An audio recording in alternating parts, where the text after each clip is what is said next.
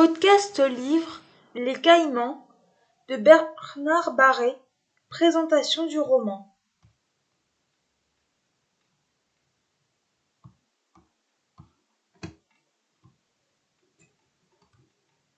Le titre en VO est Les Caïmans.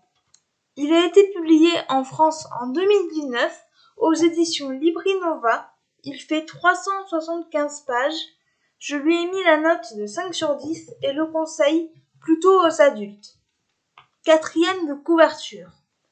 Jeune ingénieur dans une grande entreprise française, Romain est confronté au comportement de ses collègues et à la valse particulière des relations qu'ils s'entretiennent. Lorsqu'un fait de corruption vient semer le trouble au sein de la direction, il se retrouve bien malgré lui mêlé à ces histoires. L'ambitieux Alain et le fier Arthur conspirent contre Antoine, l'aristocrate, alors que Romain lutte pour faire la lumière sur cette mystérieuse affaire. Soudainement propulsé au sommet de la compagnie et convaincu de l'innocence d'Antoine, il va tout faire pour que la vérité éclate. En qui avoir confiance? Et si l'ennemi se trouvait là où il ne l'attend pas?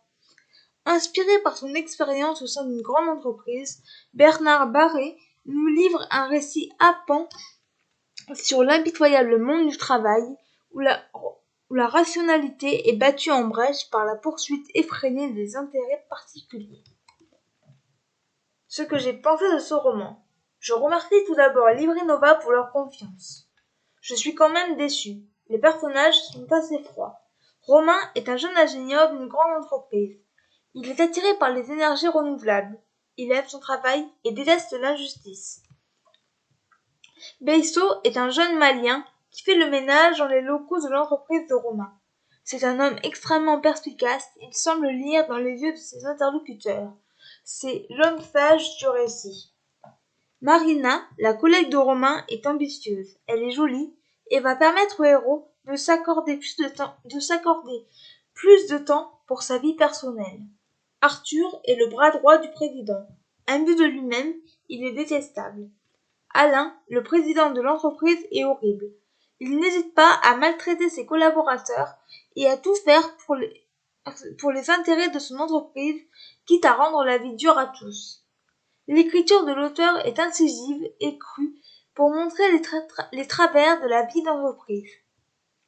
Les chapitres sont longs et lents, il n'y a pas vraiment d'action. Nous suivons les introspections et les questionnements du protagoniste principal. Les thèmes abordés sont intéressants. Ce n'est pas du tout ce que l'on voit dans les romans. Il y a des bémols. Les chapitres longs et lents et également la fin, qui est plate, et pour moi, elle est attendue.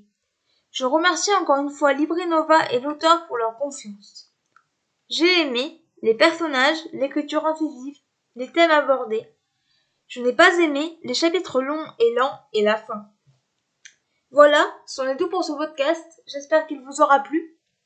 N'hésitez pas à me donner vos avis et vos commentaires sur YouTube, à vous abonner à la chaîne. Et je vous retrouve très bientôt pour un nouveau podcast. Ciao!